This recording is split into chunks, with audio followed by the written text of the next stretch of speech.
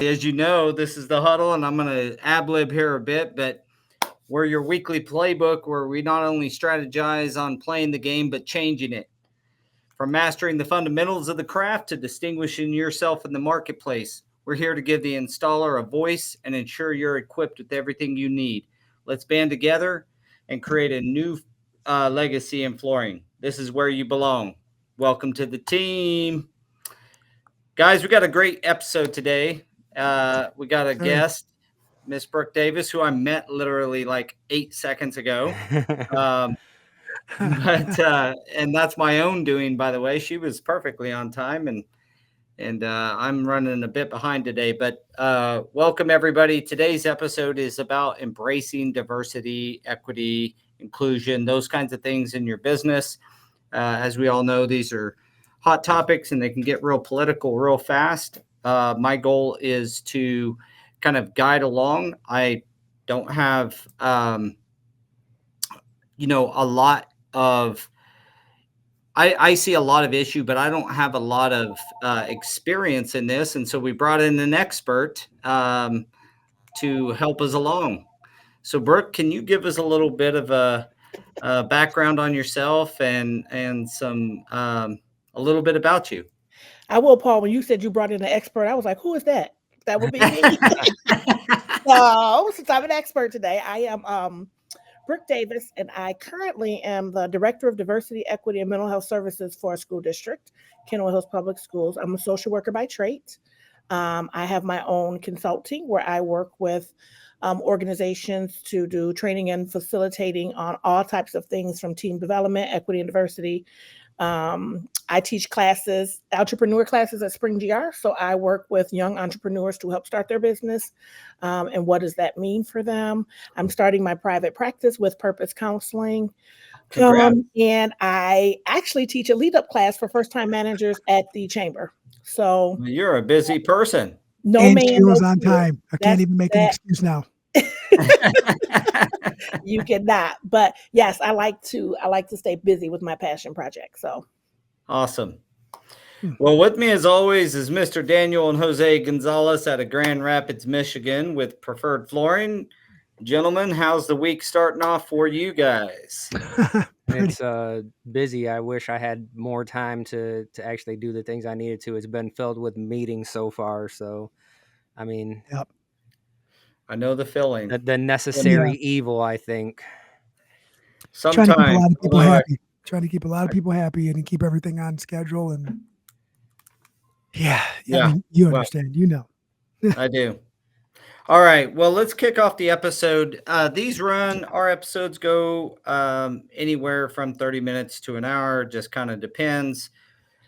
I was going to kick off with just maybe my understanding and how we approach, equal opportunity in the companies that I run.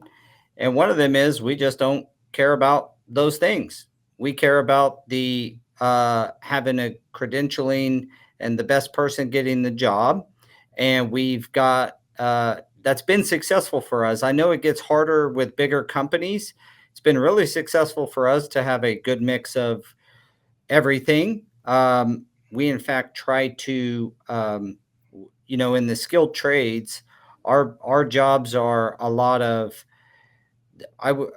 that work that is not the most desirable. A lot of times you don't go to college, or I've yet to have too many kids. I guess there's a few on TikTok, but that say, man, I want to be a carpet layer when I grow up, right? They're usually like firemen or I want to be, so we have to get out and do some recruiting, and we try to be very cognizant of recruiting in, I don't even know if I'd say underrepresented, just like to minorities and women and anybody who wants to be in the trades. We want you.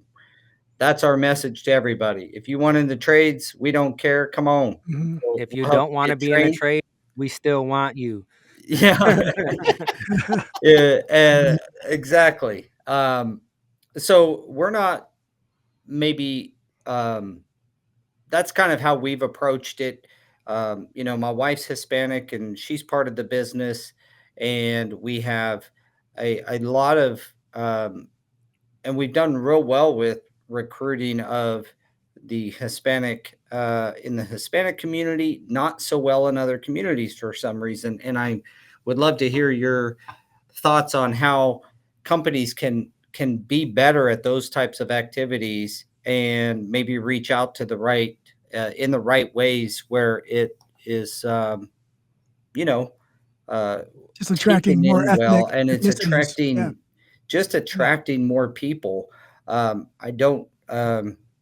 I don't know that I have the answer to that, but that's how we've approached it to date. Look, I'm going to break And the ice right now for you, Paul. I'm going to let you know that you are doing very well at being very, very aware of what you're trying to say without trying to make it because hey, everybody sees that you're a white dude, bro.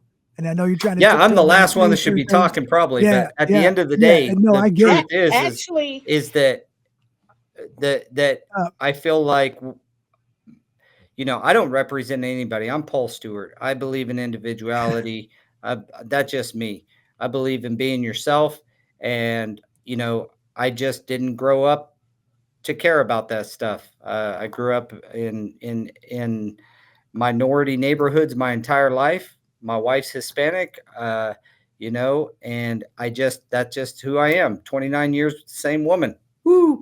Um, but the truth is that it can be a touchy subject. So yeah, I'm going to be very careful with what I say, but also to say that I really don't want.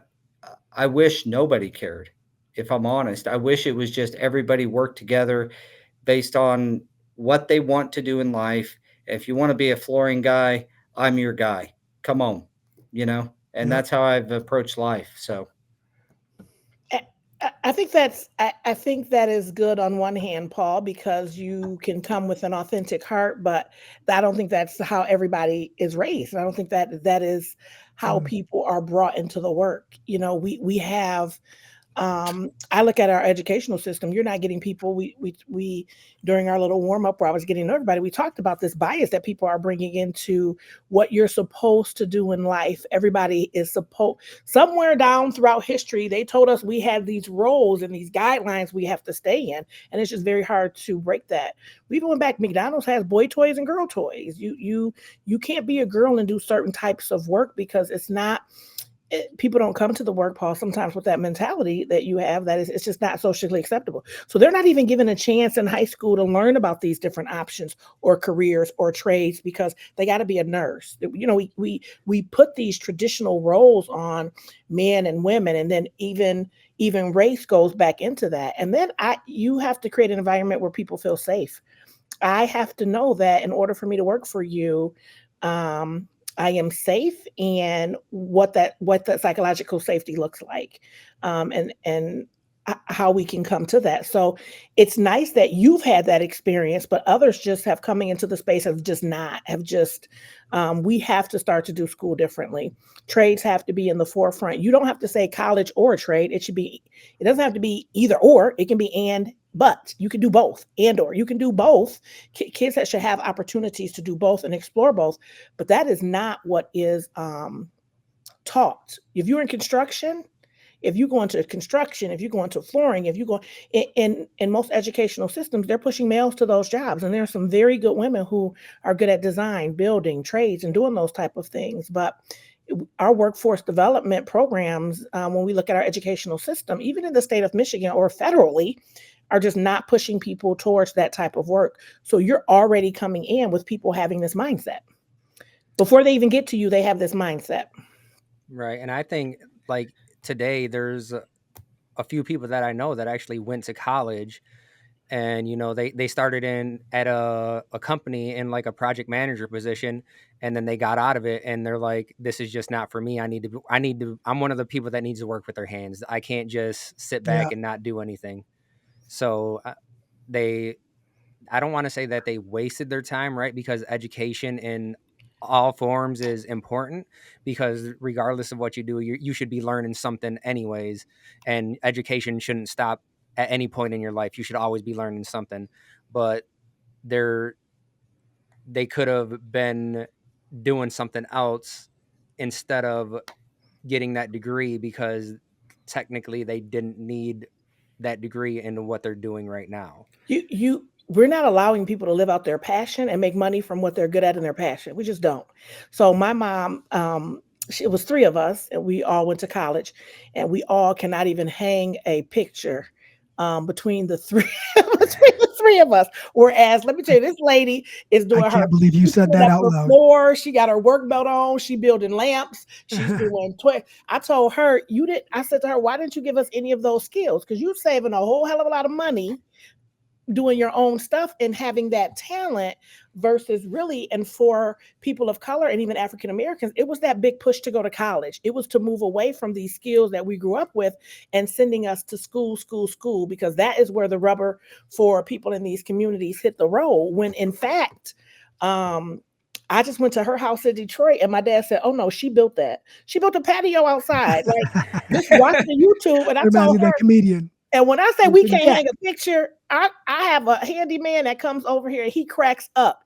He said, "Brooke, did you even try to put the little thing that go under your bed together? Did you even try?" I said, it we have had these reverse roles in society for so long that you have these kids. We have trailer parks in our district, and I really didn't know what a trailer park was. I want to name that. Coming from Detroit, I was like, what is a trailer? My mother said, what is a trailer? I said, I think it's a house on wheels. I have no idea. When you go to the trailer parks, this bothers me all the time. They don't know how to fix up their own trailers. They are run down, that we are not teaching people skill sets that they need for even not only working in the workforce, for basic survival. Windows are gone out, flooring is Well, not. how much of that is, just to challenge you a bit, how much of that is um, knowledge versus desire to and pride in your place? There's probably some of that as well. I think it's a little. I think it's a little bit of both. I think it is. I am working as hard as I can to make ends meet, so I don't have time. But Paul, we have a window of opportunity if the parents don't to teach the kids, and that's where I feel like the gap is. If I go to the trailer park and I'm running programming in the summer, and I say I'm going to teach you how to paint your trailer, do basic things to your trailer. This is a skill set kids should be able to have that will carry them, and then maybe by the time they're 16 and 17, they will pick other options other than college or a trade.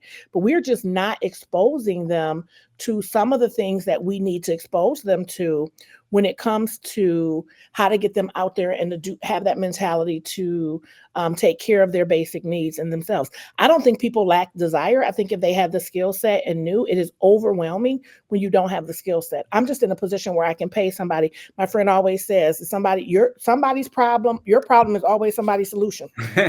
Yeah. I just don't have the Well, skills, that's I think, to do it. And that's a lot of people is we're not exposing to them. We just had our first career fair in school in elementary. When I was growing up, we had career fairs. These kids loved it. That's all they talked about. But I had to be very intentional about not just having police, doctor. We want a diversity in skills at this career fair so kids can say, this is an option. I didn't even know this existed, because well, all we teach about is the forced jobs that you can have, which kids aren't going to be an attorney. You're not going to be a policeman. You're not going to be a professional basketball player, and doctors. Those are the four. There are so many other things that we can expose kids to. Diversity is about access.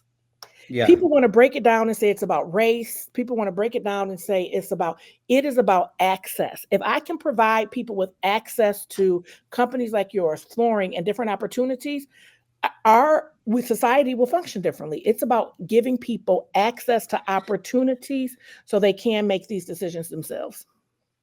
Like Part that. of that, I wonder, is parents always want their kids to do better than them. Or if you didn't go to college, I didn't go to college. I wanted both my kids to go to college because I didn't. It was almost more for me than them. For sure. And so breaking down those walls I think is part of it as well. And the education system that you mentioned makes perfect sense, because we talk on the podcast a lot about the fact that not everybody should go to college. And I'm not saying that it's either or, but if they had the option, the as you said, the opportunity to the access to the trades and, flooring, carpentry, electricians, plumbers, drywall, painting. Like it takes a lot to build buildings, and it's one of the largest industries around is construction as far as total GDP. So why are we not giving them access? Why is that? I tell a story on here fairly often about when I first got going in flooring, and I was at a school laying VCT before LVT got popular, but laying some VCT in a hallway at a middle school, and I'll cut it real short. But I was going to the bathroom, and I heard the teacher say, "If you guys don't straighten up, you're going to end up like those guys out there," as if our trade was. I mean, it took a lot of geometry and stuff to do what I was doing, actually. And then A lot of years math. later, we were working at a school. This had been like 15 years ago now, maybe not as long, but we were working at a school and they had people ripping out the flooring in front of us. And I was talking to one of them, and he was like, "Yeah, I'm actually a teacher. I just need something to do in the summertime because teacher's salary is not cutting it." Yeah. Well, And that's what I'm talking about is like but it's that the mindset. It's that yeah, it's like a mindset. stigma. Yes, that is carrying these kids. And it's not just that, it is that whole idea, Paul, you said it, like our parents, my dad was a mailman for years, didn't go to college. My mom went when we were in college. My mom went back to college, but it's this whole idea of one of the things that I got from my parents even before going to college was work ethic. Like all of us even now we got 5 jobs. My brother's a teacher. We got 5 jobs. My sister, she is. We've always learned to have this work ethic. Like I just told somebody, schools can close tomorrow. I'm not gonna ever be broke. I'll be right at McDonald's doing what I need to do because I like things. But that's a different story than that when you talk about that desire and what we're teaching our kids to go in. But if you look at, I have a friend who built a deck, and you look at that and you look at the things that we can teach kids who do not have options for college, or let's be honest, do not even like it. We have so many kids that go and you just spend all this money and they come home and we've given them no other now what?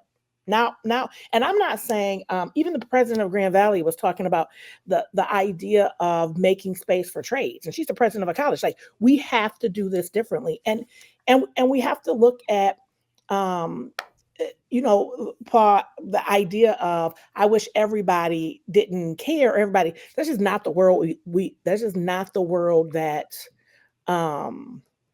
we live in. I struggle 4 out of the 5 days at work. So I'm like, ooh, when I took this job, and very talented and probably could be doing something else related to this work, but it's a passion, and I want to stick in there, and I want our students to have every option that they can. But this year, the statistics for us was, my superintendent came to me and he said, KCTC, which is our career technical school, 1,300 plus kids in Kent County on a waiting list. That means we have 1,300 kids that want to do trades. We have nowhere to place kids. We have no options for get kids. out of class. So you know what I mean? So now we got kids, you can't send them to college. They're not gonna go to college. That's not an option for parents. We're not teaching them a trade. You talk about rundown spaces. If you could teach a 16-year-old how much money they can make fixing up basic skills to fix up trailers, like you can go around a neighborhood just charging basic money to help people paint. So we're not being productive in helping with growing workforces. We have to do this. Even when Daniel approached me about having we can have 1 credit classes, electives. He can come in and teach a foreign class, 1 credit class. You can easily come into schools, because what these kids are taking for some of these electives, we got kids doing internships. I said, what do you do for your internships? I go help in my mom's classroom. Do you want to do that? No, I want no part of that, Davis.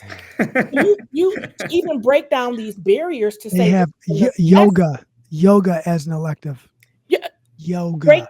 Break down these necessities. It's just not there. And again, for me, it is about, when I first started this job, diversity was about race and equity. Diversity was about gender. Diversity was about being a part of the LGBTQ plus community. Now it's about access. I am learning if we do not give kids access and opportunities, we're not preparing them for things that they want to do. I don't know what in Kent County. I said, what you gonna do with 1,300 kids that's just running around the city wanting to do trades and wanting to do this, and there's no programs for them. Traditional education sometimes has to be done differently, and we still are under this mindset of everybody has to go to college. We're going to do 4 years of high school, 4 years of college, and the world is going to be peachy keen. And that's just not the way that it's going to be. It's just not. Nobody's going into education because, like Daniel said, you cannot even the cost of living. Our paraprofessionals are making $18,000 a year. I'm not working for that. That is what this educational system versus us looking at our 9th and 10th and 11th grade curriculums and saying, how do we expose kids to trades? How do we get them to find out what they love? How do we move away from gender specific toys? Y'all know I'm on my McDonald's thing, boy toys and girls. Get a girl some Legos. It's okay. You're not going to hurt the society if you give a girl some McDonald's toy that's a Lego. So I'm taking on McDonald's and these. Now I think they don't do boy and girl toys. They don't do these gender specific things. I'm hoping, but we have to do this differently in order for this to thrive and survive. Right, and I think like with flooring in general, when you say we have to show them that it's an option, and flooring we struggle because we're fighting for a seat at the table to be named as a trade, because even in the unions, flooring isn't its own trade. We're grouped in with the carpenters or the painters. So we're fighting Masons, fight at the same time. And for us, thank you for letting us be at the career fair, because they had a great time there. And some of these kids, I mean, they were telling me stories. They were like, you know what? I'm going to be back. I'm going to go around to the tables, but I'll be back. And then they focused a lot of their time on, was hot. Doing the click together flooring that we had. Your booth was hot. The little construction booth was hot. I had a student come up and was like, do we get to keep these? I was like, well, no, we didn't bring enough for everybody. But, and I looked around. I was like, just put it in your bag if it fits. Just take it home. Just go ahead. Here's an extra pencil. But even that has to be more of it. We're doing some work at one of our trailers, Alpine Meadows, and and it is, some of them don't own, we have to do work because they don't own the trailer. Like, I'm finding out the more I dig into this, we have slumlords, they're all over. They don't have the money to fix them up, but that doesn't absolve us from, I'm teaching a class at Alpine Meadows. I don't even know what the class is going to be about. But I told somebody, one of my entrepreneurs said that he can redo houses. He can help people redo houses. I said, there has to be a program where we teach people a skill. Let's just teach people some skills, please.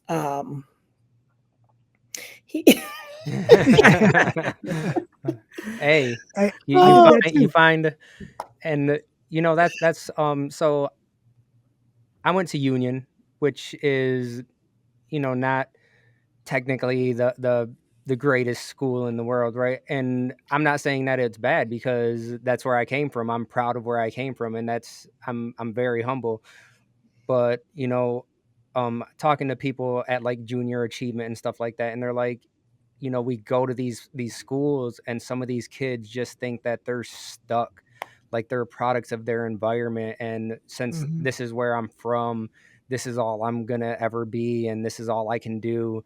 And it's like, without them seeing people like us, it's like, no, you have an option. Like, this is where I came from, so it's all in how much work you want to put in. And I think that's something that's missing when people talk about it, right? Because they see a lot of where you're at now and not what you had to go through to get there. So they didn't see, a single mom on welfare living with her mom with 4 kids. They didn't see that part of our lives growing up.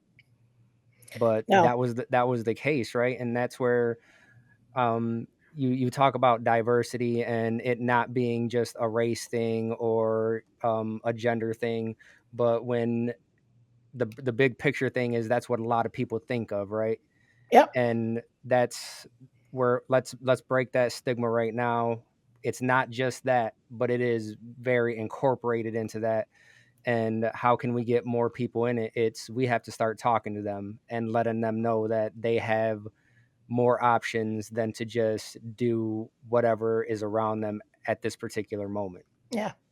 So changing the definition of what's perceived, the diversity as a definition, how it's perceived. I wrote that down, and I just want to add to that is maybe it should be more directed towards resilience, right? Because if you are well-rounded and you do have a diverse background in more than one subject, and now you're incorporating the people that you surround yourself with, you could exude resilience, right? Like it goes to now, instead of you saying I know a guy, you're saying I have a guy or I have a family member. Now you're creating a circle that is diverse / resilient to a lot of different circumstances instead of one.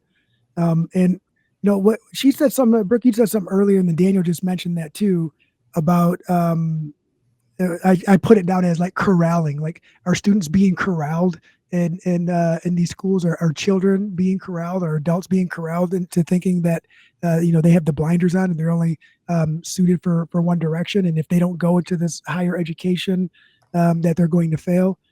Maybe it's the difference of the resources available, right? Being exposed to specific resources and just having the curiosity, right, and allowing them to their mindset to grow a little bit. I think that's what she's kind of saying. Yeah, it's just exposure. What we're being exposed to in school is basically what you would be good at and what college program you should go through to do that. I mean, when I went to my school counselor, they did not say, "Hey, Paul, you'd be really good at flooring." Like, you would be a fantastic flooring guy. No, they were.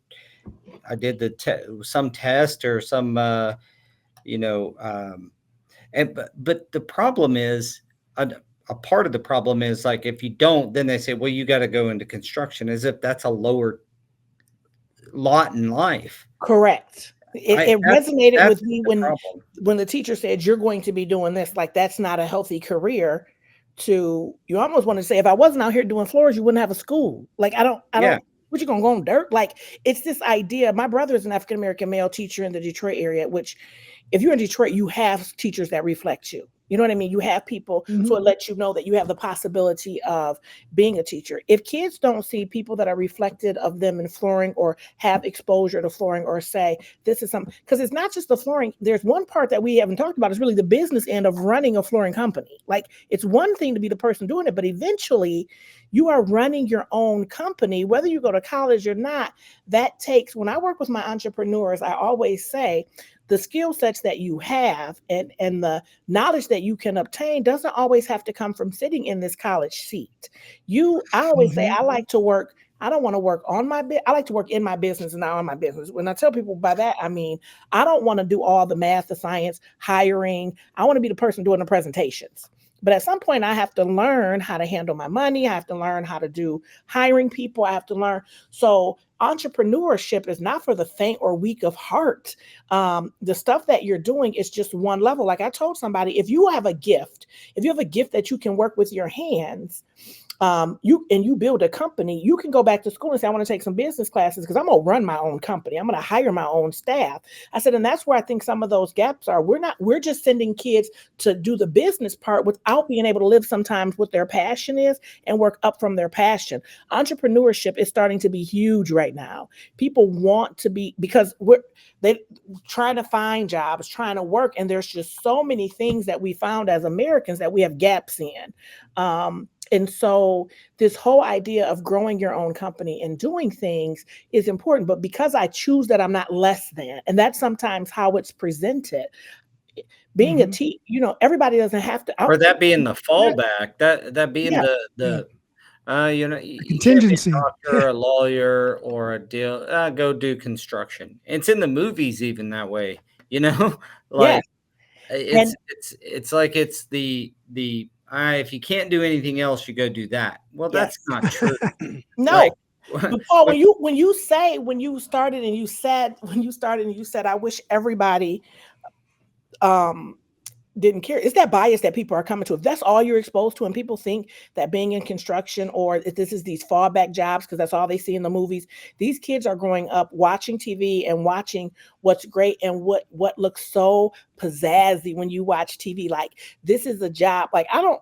YouTubers, I guess the kids tell me, Miss Davis, I'm gonna be a professional YouTuber. I said, what is a That's what professional YouTuber? that's what my I just adopted 3 kids a couple of years back, and all 3 of them, my oldest 2 had different ideas. Of course, they're old enough that it wasn't being a YouTuber wasn't a profession. All 3 of my kids said they want to be a YouTuber, Okay, a let me tell you professional something, Paul. YouTuber. I'm like, come on. Let me tell you something, no, Paul. I said the same thing you said. I said, I don't even know that that's a thing. I told my guy kids, that's not a But job. You won't get a real job. the That's not a job. crazy thing is Some that you can people are become making so much Yeah. money if they're good. I watched a video and I said, if that But you is got to your be good talent, at something. but you have to be good at it. That's like me saying I'm gonna be. I told You got- somebody when they said I'm gonna be a professional YouTuber, I said I'm gonna be a professional basketball player.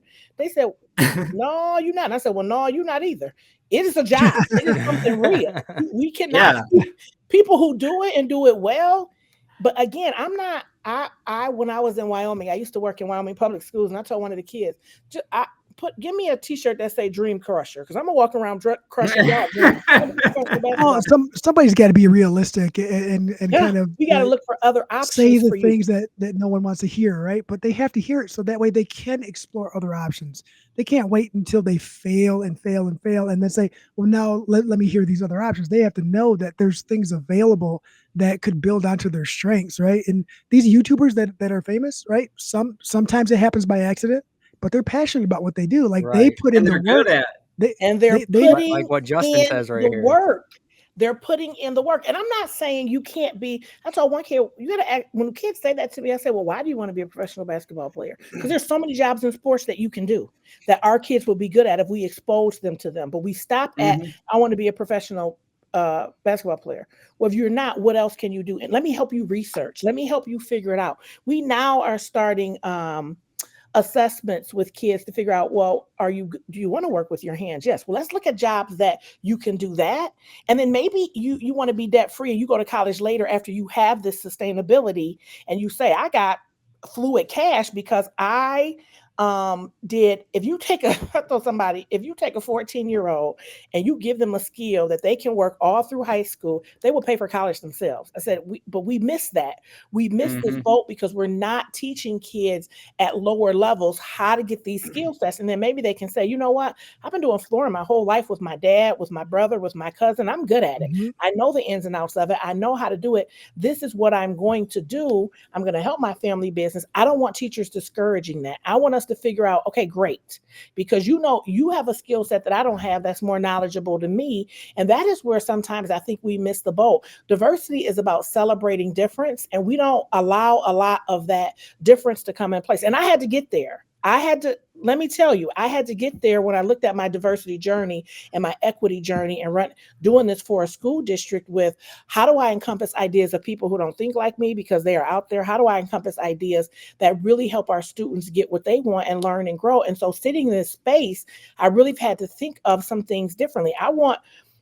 We had one entrepreneur in our class. He wasn't supposed to be in there. I told him, you snuck in, 16-year-old. I said, oh, you gonna make a lot of money because I said, you even have a business? And he said, yes. And I told somebody last night, he is smart enough to get business and farm it out.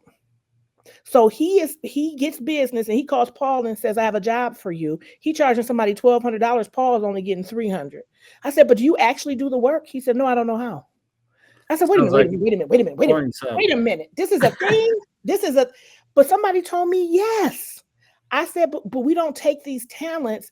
He said to me, I have to convince my parents not to send me to college, that I have gifts in other areas. That's why I snuck into this class because I'm not getting it in school. His parents told him, you are college bound no matter what. He said, he's super smart. When he told me his grades, I said, you're too smart to get those grades. He said, I am bored to pieces sitting in classes. Nothing is reflecting what I want to do. That's the crazy thing. That was me too in high school.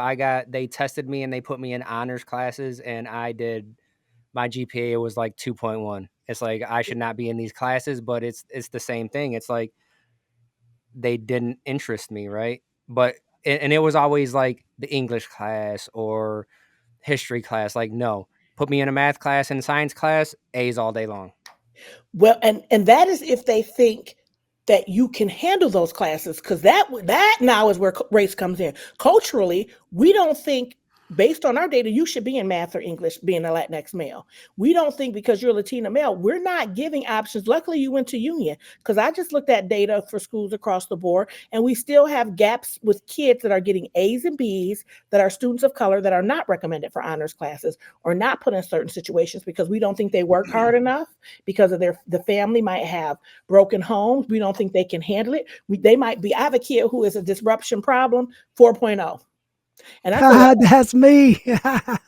I said, you better celebrate that gift, because I put him in leadership, put him to work. Look. One kid came to me and redid my whole computer. I said, can you help me with my computers? And don't tell nobody I gave you my password. He said, I'm about to have you set up, Miss Davis. You about to have all access. And I did. And they said, Brooke, how did you get your computer work? I said, oh, I had a kid come in here and do it. Y'all don't know what these kids know. They know. I'm not embarrassed to say I will pay a kid. I pay kids. I told kids, this could be a profession of yours. But we don't do that because we are stuck in society of saying, because colleges get money, this is the next level. And even in colleges, there should be some trade opportunities to teach them how to do that and do that well. So people are working in their gifts and passions. And then how do we make sure that we are putting people in those situations and not making them do something based on race, not saying that you're not good enough because you grew up in poverty, or not saying you're not good enough because your mom was on welfare, or not saying you are not good enough. Somebody told me the cure for cancer is sitting in the inner city, in the hood. We're just not celebrating it. It's sitting right now in somebody's house with somebody's mother that is on. I said, it's not me. Don't get me wrong. I don't belong in anybody's operating, nobody's hospital, because I believe some people push that way and should not be. But we're not celebrating that. But my mother has told me, she said, if she could do it all over, I said, you know how much money I spend getting people to come in here and help me do stuff, versus if you would have just taught us to do some of the skills that you had, that our parents had to have. They had to have these skills. My mother had to learn these skills because they didn't have money to buy people. But she does everything. She does her own painting. She took her wallpaper down. She 80. She was like, oh, I'm not hiring nobody. I'm doing this myself. And my dad and she probably likes it. Loves it. Yeah. Loves it. That's the reason why I learned so much. I had to, like single mother. Car breaks down, she don't have money to pay. It's like, all right, mom, let's learn. Or she said she started with tires, taught me how to change a tire, change the oil, right? That was it. I was like, well, what happens if this breaks? She's like, I don't know. I call your uncle. Well, I'll learn how to do that. I'll learn how to do that, mom. So you don't have to call nobody. I took auto mechanics. Like, I'm 14 years old and I'm helping replace engines because I want to learn. Hey, I'll come and help you. I'll come and do that. I want to help. I just want to learn. And I would go do all that. And that was what I did. I built lowrider bikes, helped fix engines, learned how to do brakes at a young age, change tires. Like that was all before I was 16. And those are skills you cannot take, or those are skills that you will have forever. My niece can do everything. She's the only niece, only grandchild. She told me, she said, oh no, I do everything with BB. She cooks the family Thanksgiving. I told my mother, if you and daddy pass away, we ain't gonna never have another Christmas dinner or Thanksgiving because the three of us can't. I'm telling you, only thing you built us for was to go to college. And I said all the other stuff, and I'm not running the university, but we have to keep putting these kids in those spaces because they want to learn. My niece can hang pictures. They hang in TVs. My handyman was like, he goes around, he works at GM. He goes around, he says, on the weekends, I put TVs up in people's houses. You know how many people you didn't put? I said, I do know, because you didn't put 3 TVs up in this house. But that's what he does. And he's making a killing because it's a skill set that he taught himself to continue to move on. And he's in that learning space all the time. He said, what I take at GM and learn, I try to transition it into other projects and other lives. But he said, that's not where I was supposed to be. Everybody tells me I was supposed to be doing something different. And he makes good money at GM, and he makes good money with his little side hustle. You're making good money. So we can't negate that. Yeah. Well, this goes back to the conversation that I had with Paul a few years ago. And it's actually making me think about it. It's probably just over 2 years ago we talked about that. It's like, why don't they have like some sort of aptitude test for students at a younger age to push them in a direction that better suits their knowledge base, their skill set, the way their brain works. for a better chance of success. And then as they get older, now you start filtering everyone out into different directions, and then it might actually decrease it will decrease the failure rate of higher education in some students, and it increase the success rate of the students that belong in the higher education. Not everybody should be pushed towards corporate America, right? Construction America exists, entrepreneurship exists. There's a lot of other avenues that we can kind of sprinkle everyone across instead of only having like 4 or 5 main channels. And I think that's where the issue is I wasn't geared for higher education. I was so bored in class. I just like lost it. I got kicked out of class when my mom was in class with me. We went back to school together. I got kicked out in front of my mom, and I thought it was the most hilarious thing. And then I still scored higher than her, and she was mad at me. But it's all right. It's just one of those things where teachers as individuals can see what students have and the gifts that they have, but then they pass them on the next year to someone else. Like back in the day, they used to grow with them. It still sounds like with the advent of, all of these higher education, like all the schools, all the colleges, there's more of them and there's more options at each school as time went on, like degrees on degrees on degrees that don't equate to a standard of living that would, I mean, if it was a stock, if the same thing was somebody offering for you to buy a stock, hey, I'll sell you the stock for $40,000, but it's going to take you 30 years to make back the 40, and you may not make it back. Like you'd walk away. You are right, Paul. There that it does not make sense the amount of money sometimes we're spending in colleges that we cannot pay back because I'm a social worker by trade. I went to Aquinas private school, cannot pay back. Grand Valley cannot pay the amount of money and the amount of barriers sometimes we put for even people getting these jobs. We graduated from Grand Valley, and then after we finish our master's, you got to take a test. The test is $270 every time you take it. People taking the test 5 and 6 times just to maintain their employment when you could be a social worker, which is helping people and still be good at it without the test. I was like, the test is not going to prove that you are good at this job. It is just another barrier. And that's the kind of stuff that we have to think about. But we also have to think about we get so caught up in schools on curriculum to the fact that how do we keep kids engaged so they want to do the career? Kids are disengaging. There's not enough hands-on. There's not enough. I mean, even to try to organize a career fair, I had somebody say, do we really need this? I said, these kids are it's like taking shop class out. Now I'm doing it. Now they saw how successful it could be. Now I got to do one at every building, which is what our intent is. Now I want to be out in neighborhoods talking to kids about different things because kids are coming out differently. They want to be doing their hands. They're exposed differently. They're technology driven. They are. I have seen some kids at 5, 6, and 7 that really get into this whole idea of being self-sufficient and doing some of these things. We have to start to celebrate that. That's that. When people say to me, I struggled in this job because I was fighting everybody, and I'm still fighting everybody. But one thing I learned was when we say celebrate diversity, or when we say how to bring diversity into our workplace, we have to have a plan on how to celebrate the gifts that our employees are given, how to get them to where, and that is happening through conversations. That is happening through creating that sense of belonging to where, I always say, when you start what do you want to do long term, and how do I get you there? I told somebody, you make somebody, in my team, when I have my team, I told them, I'm going to make you better than me. I'm going to love you enough to stay, but I'm going to produce you. I want you to be able to take my job at any point. And if you tell me you want to leave and you're ready, I feel like I have gotten you to the level that you want to be at. And if you tell me I don't want your job, I just want to come in and help some kids and be a social worker, then I'm going to teach you how to help some kids and be a social worker. But we have to open our ears and start listening to people and start allowing them to have space to talk through what is important to them. And it has to be reflective. Like, I don't want to go to a place right now. When I first started Kenowa, I was the only Black person that worked at Kenowa. And my mother said, no. Your grandfather was a custodian. There's got to be a custodian. Go find a custodian. Don't call me no more. No custodian. Then my mother said, both of your grandmother were cooks.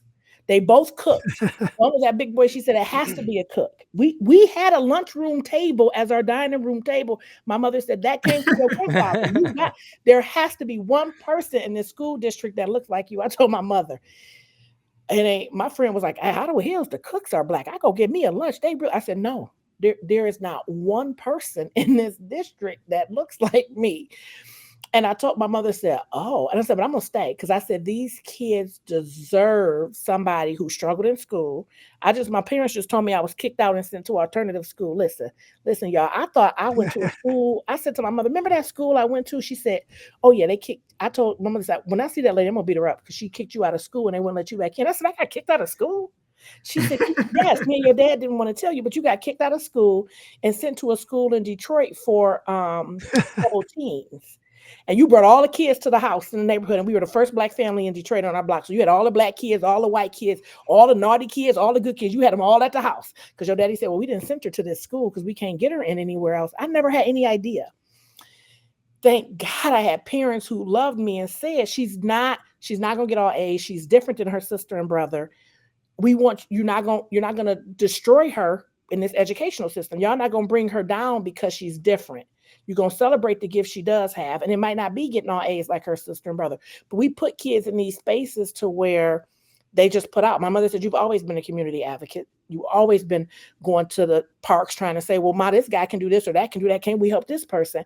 But that's not celebrated, because if you don't want to be a teacher, a doctor, a principal, all these jobs, and there's sometimes no space for you. And we have a lot of kids that we are leaving out, which for sure affect any type of trade. When kids are not getting placed in those systems, when kids are not being able to do that, you are going to see a decrease in who's coming through your door who can actually do the work. Because it starts with when they have these educational experiences.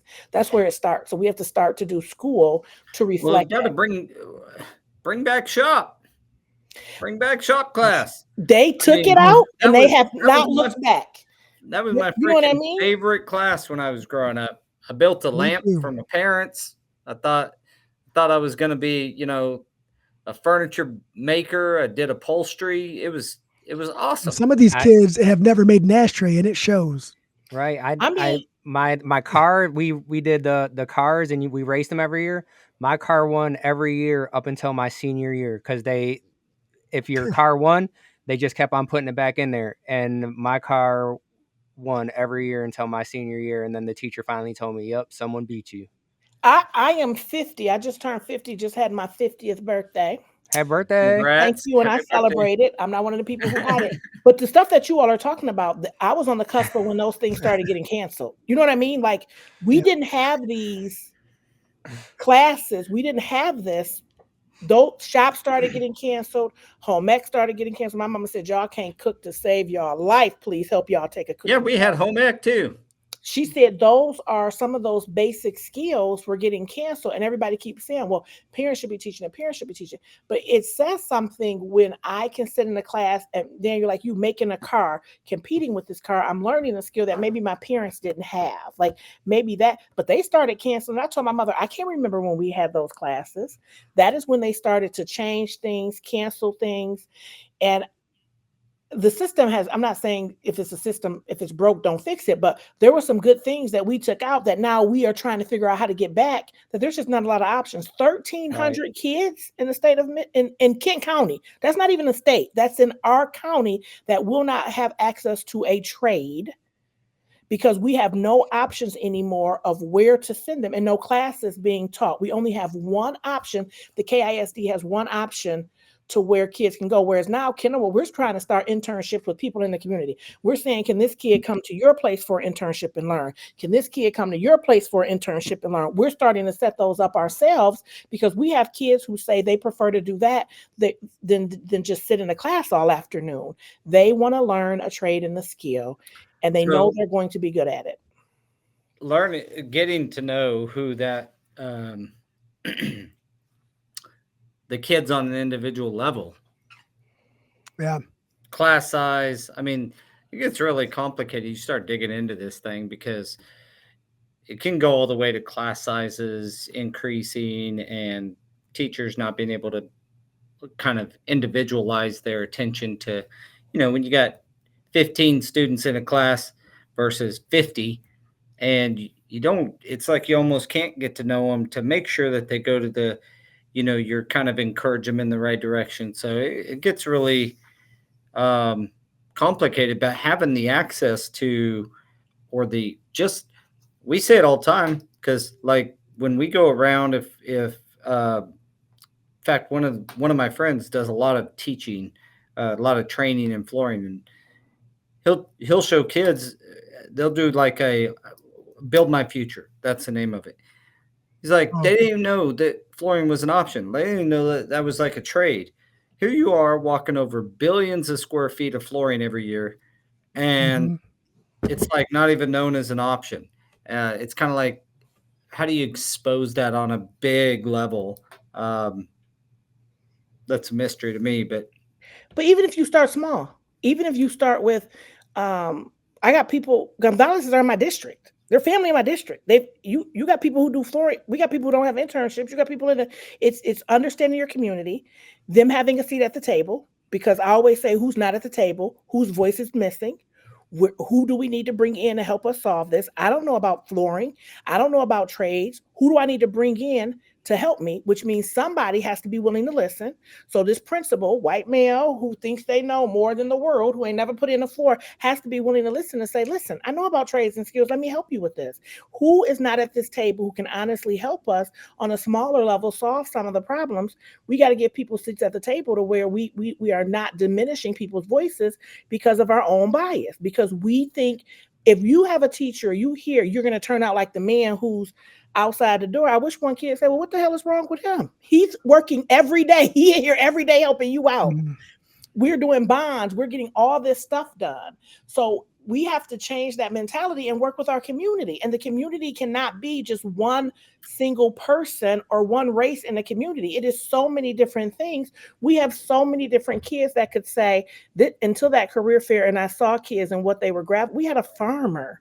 I said, bring a farmer. Kids want to do farming. We had construction. We had a nurse, and we had my friend is a social worker, but she also works for the airline steward. She said kids were asking me how many buttons are on the plane. They were asking because that's their, you know what I mean? Because she said, yeah, look, these kids want to know about how to build the plane. Probably They my I want to know. mean, son. I'm the there person is who's selling the there is ticket. a pilot shortage too. So She, and she was like, she said these kids want to be the ones that are these questions that they were asking. She was like, they want to explore.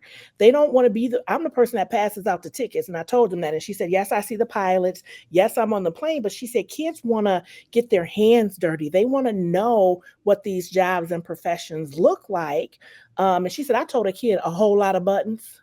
She said, but I wanted to say, I want to take you to see a plane. I want him to explore a plane. I want him to ask what the buttons mean. She said, I was just listening to him thinking we are still missing the boat on helping these kids understand that there is a space for you. There was a little girl who did not leave the construction. They had a little construction thing she could build. She had on a dress, she had on some tights. She was on the floor, legs wide open, building her stuff the whole career fair. I said, have you moved from here? She said, no, this is what I want to do. I said, Yep. okay, well, stay here. But that's not celebrate. She's a first grader. By the time she gets to fifth grade, that is going to be discouraged, told she's going to be doing something different, not making a space, because we don't know how to integrate that yet. We just have a system that Naviance that we're working with our kids to help them assess some things that they want to do honestly. Like, this is where you can put in there, I like to work with my hands.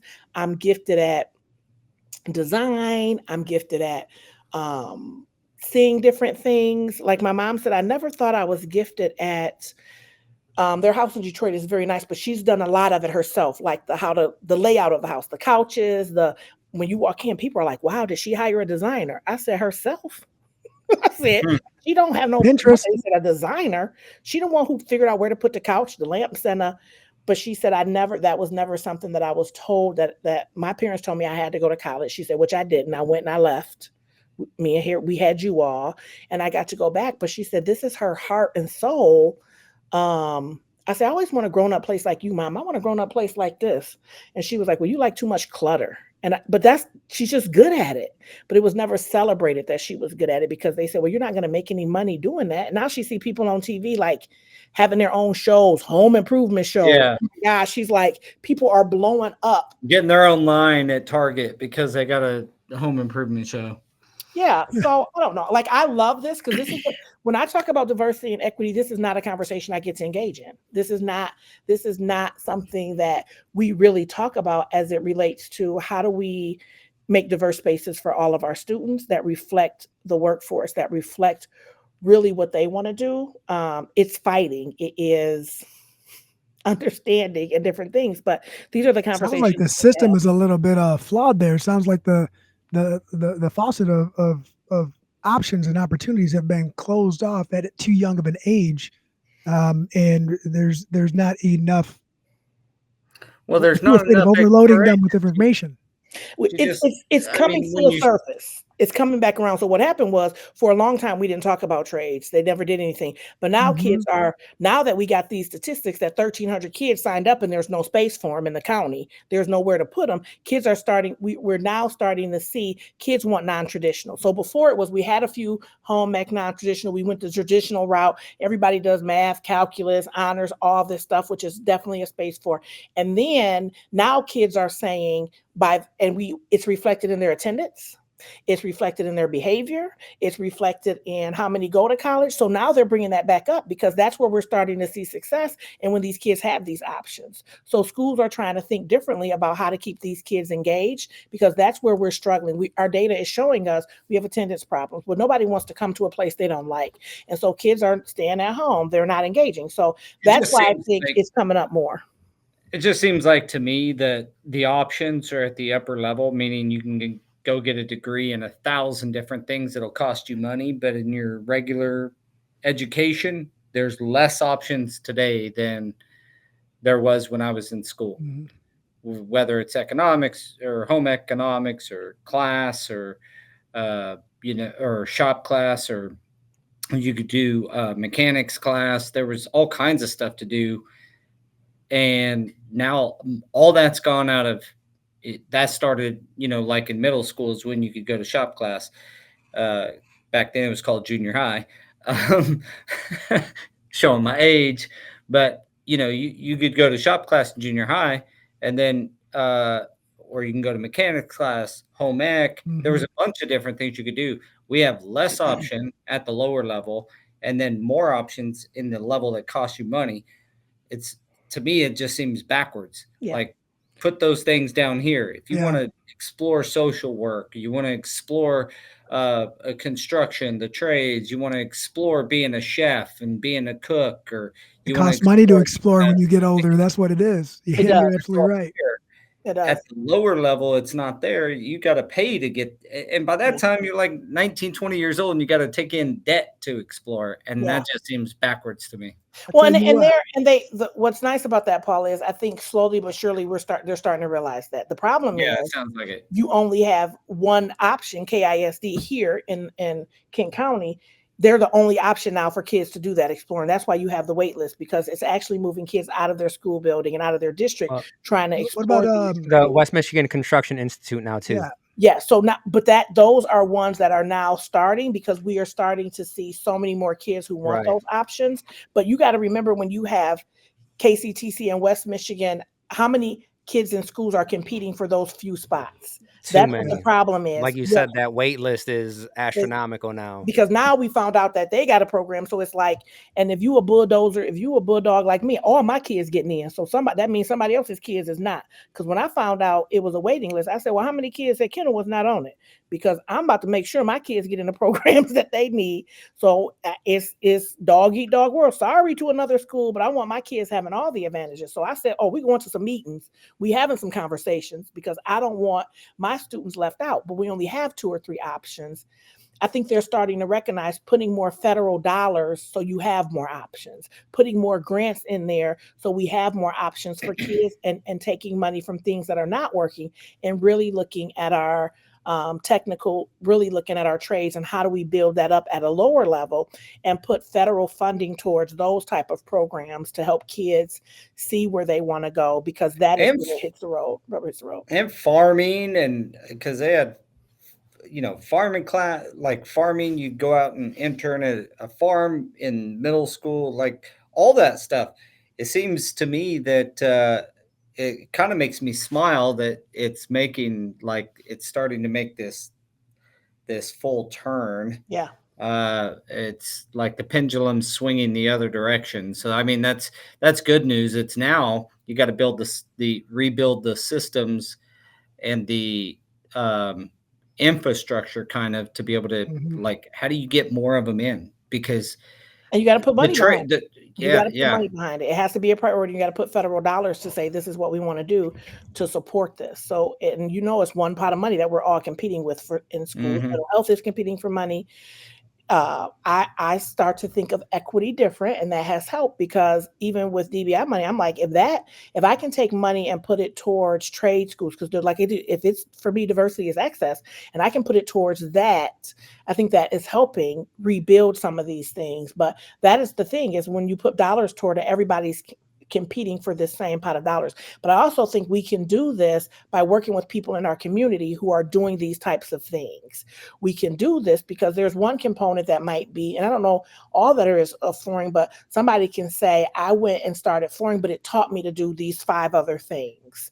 And within flooring, I didn't know that I could do design. I didn't know that I can do this. I didn't know. So we have to start working with businesses that want to work with us and say, if I can't get into KCTC, how can I work with Daniel and his company to provide a great internship experience for our students where they're still getting high school credit for doing some of those same things that might equate for a job for me in the summer, that might equate for something else if I do a good job. We have to start to think, how can we establish these relationships with local businesses so we can make this progress until the system doesn't have this bottleneck, because that's what it's going to take, is working with who's in your community, who's doing this type of work. Right. We were already, because, my son's going into high school now, and we were already talking about how we can have a whole football team worth of kids working for us in the summer when we need them. I'm right there with you, but I'm serious. I told somebody I got to reshift my focus, and maybe I won't be so disgruntled all the time if I can get some kids. For me, it is about the kids. Like, I know this is why I do that. Arguing with adults all day about diversity and equity and wearing my ally t-shirts and celebrating these things. If I can put my kids in spaces where they feel like they're making a difference for their families, they're learning a trade, they're getting money, that is what's going to carry them. That is what's going to make them feel good. That is going to help my title is diversity, equity, and mental health. And I know we don't feel valued if we are a working society. If you can't contribute to the society that you live in, it is not good for your mental health. And kids are having a hard time, and families are having hard times feeling like, how can they contribute? So I know if I get my kids in some of these programs and they have mentoringships, so I don't need to say I can't do this because I don't have a father at home, I don't have a mother at home, or I'm adopted, or I'm living in foster care, because I have a mentor like Daniel who's teaching me a trade and a skill that helps me feel like I can contribute. Then all those other things, we now have this community perspective, and diversity and equity and mental health looks differently, because just sending kids sometimes to counseling and saying this is going to do it's unrealistic for me. It's putting kids in these spaces where one kid was like, you think I want not to have any windows in my trailer? I just don't know how to fix them. I just don't know how to help my mom. You know what? You just made me think about something too. It's like, so teaching someone how to do any of the trades, anything that we do, whether in construction period, the education system is requiring it to be an accredited program.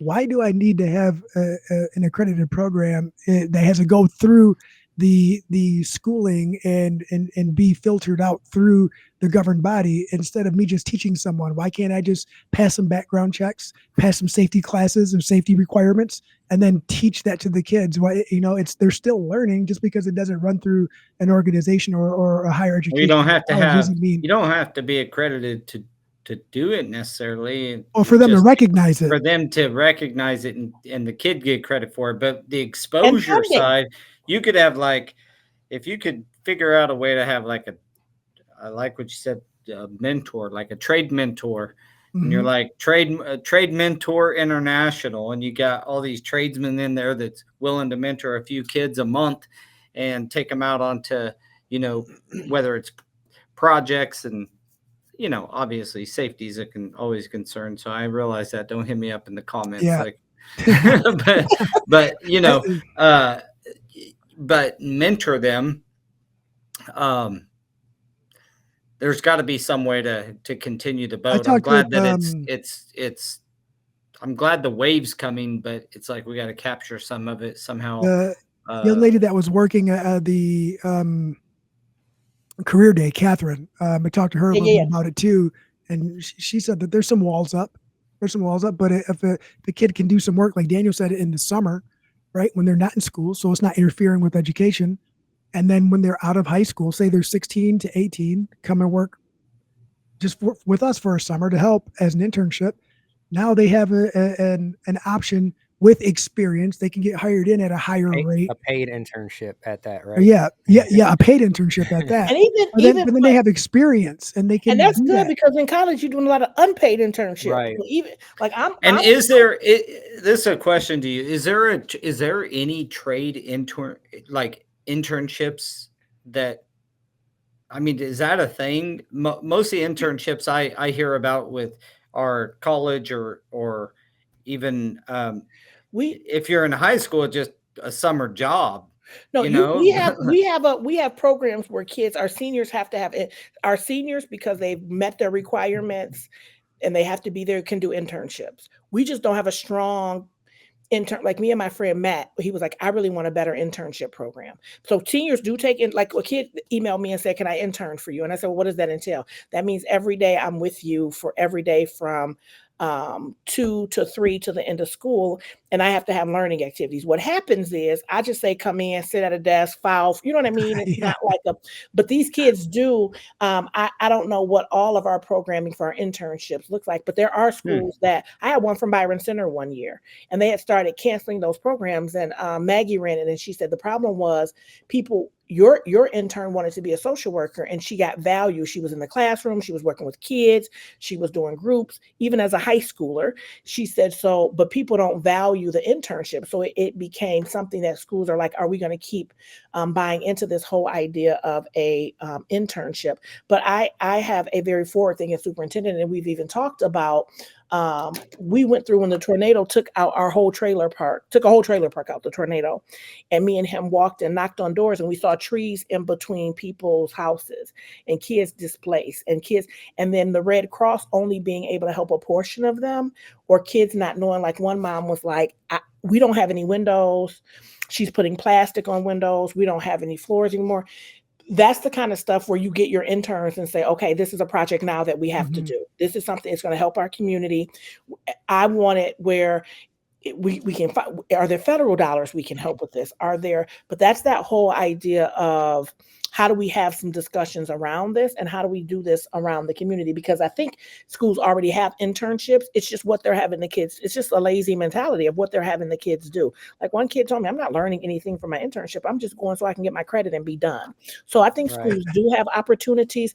Catherine, I didn't know Catherine existed before my career fair, but I told her, I want people to have a seat at the table. I want you to have, when you have to advocate for something and when she says there are barriers up, I want her to talk to you all and say, okay, what am I advocating for? Because she has a seat at the table.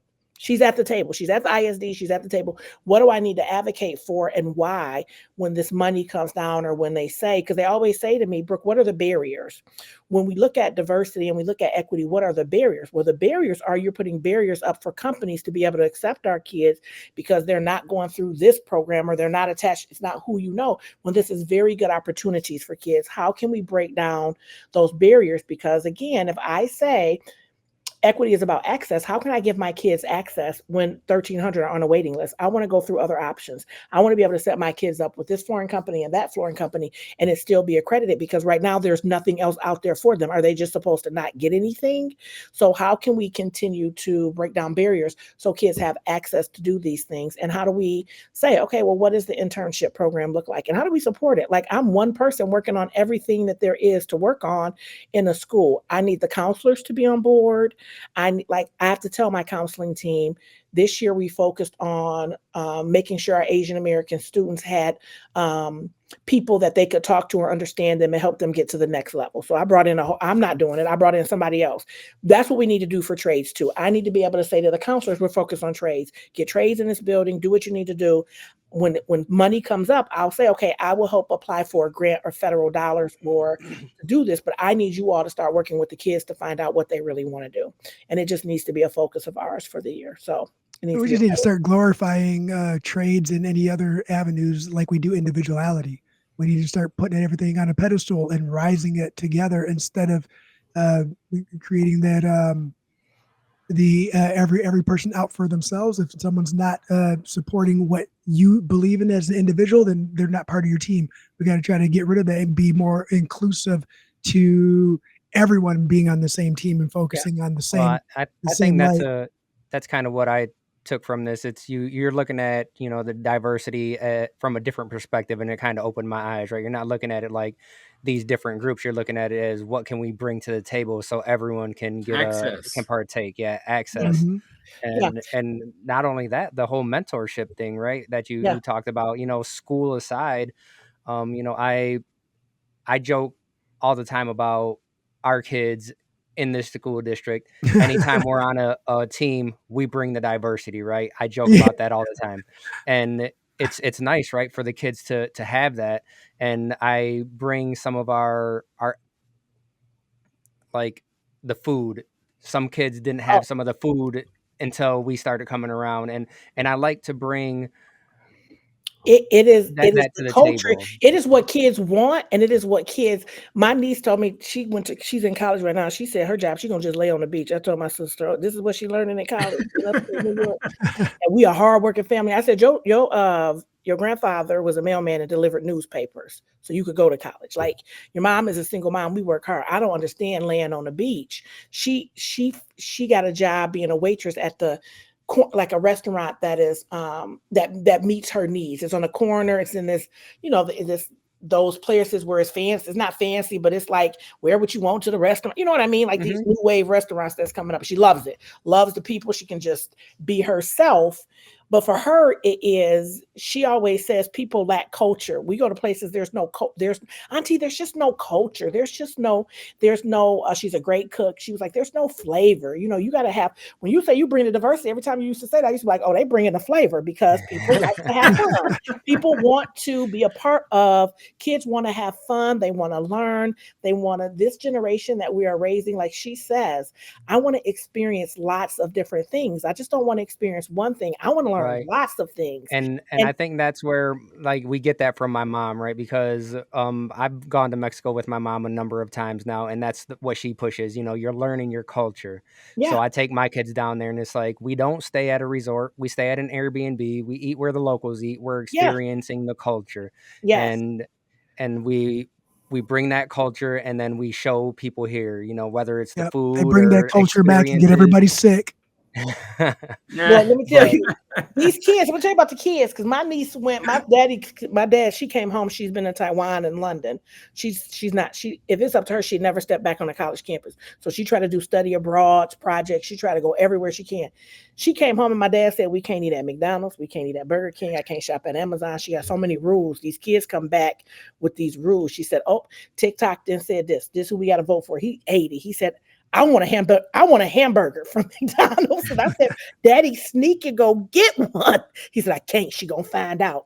But this is what these kids are about. They are experiencing life very different than us. And we have to figure out how to celebrate that. And we have to figure out how to, like I told my dad, some things we have to embrace for her, because this is the life and the generation that she's living. But they will work hard. They will work hard for you, and they will work hard with you if they know that you are willing to listen and understand them. And they want to be a part of something bigger than themselves. Right. She wants to work for a company where that company has, she'll say, some type of social justice, some type of focus, not just people come to work and go home. I want to know my coworkers. Back in the day, you used to go to the part, you know, my dad was like, when he was at the post office, it was a family. The post office was a family. Now, you don't have that in your workplace where you're experiencing things. The baseball team, you don't know your neighbors. People are all, she was like, I wasn't raised that way. I was raised with my neighbors being Greek. And I went over there and said, well, teach me something about being Greek and Yaya Tina. So it's very different for them, and we have to recognize that. And they like to do by self. So she does not want to call somebody in to fix the toilet. My niece said, BB taught me how to do it. I want to do it. She says, told my sister, I can hang the pictures in our house. They might not be perfect, but I want to hang it. So it's just working with this, but celebrating. And that mentorship is very important. So even if you are white, it's okay that you have a male Latin mentor. It is okay. It is okay that you have somebody that sometimes does not look like you that can help you learn and grow. And that's what we have to start doing, is helping these kids find themselves. Right. Amen. Like Elena says that, they run into funding issues too, with the best intentions when a program starts. And a lot of it is, she's been through the finding people through Goodwill and stuff like that. And there's installers that don't necessarily look or the part or look like someone that a homeowner would want in their home. So, people don't hire them, but that's the stigma, Send right? them to the commercial world. We don't care. Well, I mean, we talked about the eBay study. I told y'all about eBay study. People are crazy. If you got a darker hand selling the phone versus a white hand, they pay more money because this bias that has creeped up into us. I look at some of the commercials and how we've exposed our kids to TV and some of the stuff but it's creeped up to them and thinking that part of that culture matters. Like I say, sometimes they say men know more about women than technology, so they're not buying a computer on Marketplace from a woman. I think it just boils down to sometimes you have to hire these people. Like we've been through it. Jose's been on the end where, you walk into somewhere and they start talking to you like you don't speak English. And it's like, you work here today? And he just looks at him. He's like, I speak better English than you. And then just walks away. And it's like, but he's also messed around with people where he's like, no English. Like, so I think he'd be bringing some of that stuff on himself. I want to thank everybody for their contributions today. We ran a little bit over, but it's one of those topics. Like I told Brooke before, it's one of those topics that it can go anywhere. Yeah. And anytime you have me, it's gonna go over. That's okay. We have to stop ourselves too. We have a really bad habit of talking. Yeah, we've done this before. Your perspective on this is really, I think some people stated this in the comments as well. It's eye-opening that at such a young age, opening up the access is the key to diversity. And it sounds like that's kind of the crux, that point, the inflection point is when they're young, to expose them to all opportunities that you can as parents, but the school system has to do a better job, like you said. So I don't know that we can fix that overnight, but we certainly can fix it in our community. You've suggested some really cool ways in which we can get involved. In fact, while I was on here, I Googled like Kansas internships for construction and found a little site to explore and see what's out there. Cause I didn't even know that something like that existed. So it's been eye-opening for me as well. Something that we'll probably have to get with Kennewa about and probably try and work something out to get some kids in here. Got ideas. Just working on measuring programs and, in the office while we're here. We're 5 minutes away from the school. Yeah, and it'd be amazing. Yeah, I'm all about it. Well, I hope that you enjoyed the podcast, because we certainly enjoyed it. I probably talked less than I ever have, just listening to you present your ideas, and you do so well. And I think that I've learned a lot, and I hope everybody else has. It's been a hell of a good time. So, gentlemen, as always, it was a pleasure. And Brooke, thank you so much for joining us today. Thanks for having me. It was really awesome. So if you guys like what you see, give us a like, give us a subscribe, make a comment. And if you don't like it, what's next? Say you don't like it.